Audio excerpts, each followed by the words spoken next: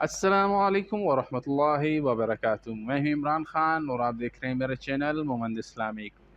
दोस्तों, अपनी कीमती वक्त में से सिर्फ 3 मिनट निकाल कर दें, इंशाल्लाह ये वीडियो आपको बहुत फ़ायदा देगी।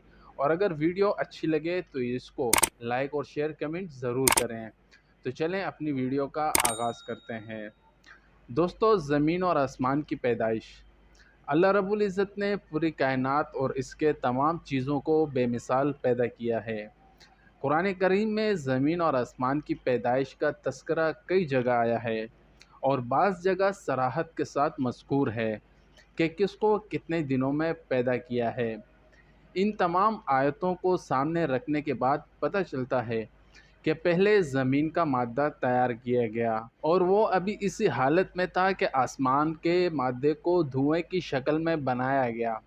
फिर ज़मीन को मौजूदा शक्ल सूरत में फैलाया गया और साथ ही इसके तमाम चीज़ें पैदा की गईं। इसके बाद सातों आसमानों को बनाया गया। इसी तरह ज़मीन और आसमान और इनके दरमियान की चीज़ें वजूद में आई और सारा काम कुल 6 दिन में मुकम्मल हो गया। खुद अल्लाह रब्बुल इज़्ज़त फरमाते हैं, हमने ही ज़मीन और आसमान और इनके दरमियान की चीज़ों को 6 दिन में पैदा किया और हमें इनकी पैदाइश में तकन का कोई एहसास ना हुआ। मेरे दोस्तों, हम अपनी ज़िंदगियों में मस्त होकर जी रहे हैं। अगर गौर फ़िक्र करें तो एक एक चीज़ में अल्लाह रब्बुल इज़्ज़त की शान और कुदरत के नज़ारे नज़र आएंगे। हुज़ूर सल्लल्लाहु अलैहि वसल्लम का मौजज़ा और सितारों का झुकना। हज़रत उस्मान बिन अबी आस रज़ियल्लाहु ताला अन्हो की वालिदा फरमाती हैं कि मैं आप सल्लल्लाहु अलैहि वसल्लम की विलादत के वक्त हाज़िर थी।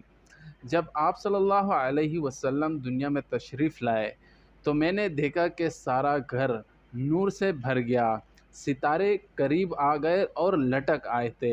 यहाँ तक कि मुझे गुमान होने लगा कि अब ये मुझ पर गिर पड़ेंगे। नमाज के लिए पाकी हासिल करना। सूरह माइदा में अल्लाह रब्बुल इज़्ज़त फरमाते हैं, ए ईमान वालो, जब तुम नमाज पढ़ने का इरादा करो, अगर तुम बावज़ू ना हो तो वज़ू करने के लिए अपने चेहरे को धो और अपने हाथों को कोहनियों समेत धो और अपने सर पर भीगा हाथ फेरो और अपने पैरों को भी टखनों समेत धो।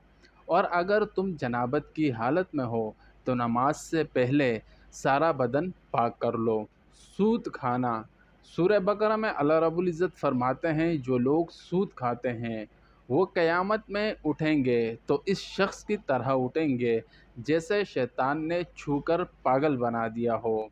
दुनिया पर राज़ी होना। सूरह तौबा में अल्लाह रब्बुल इज़्ज़त फरमाते हैं, क्या तुम आखिरत के मुकाबले में दुनियावी ज़िंदगी पर राज़ी हो चुके हो? अगर ऐसा है तो याद रखो कि दुनियावी ज़िंदगी का मज़ा आखिरत के मुकाबले में कुछ भी नहीं मगर बहुत थोड़ा। मेरे दोस्तों, जो कहा और सुना, अल्लाह इस पर हमें अमल करने की तौफ़ीक़ अता फ़रमाए। और आखिरत के मुकाबले में ये दुनिया कुछ भी नहीं। याद रखें, इस पर नाशुक्री नहीं करना, शुक्र हर हाल में करना है, पर इससे ऐसा दिल नहीं लगाना कि अपने रब की मुलाकात का शौक़ ना रहे। वमा अलैना इल्लल बलाग।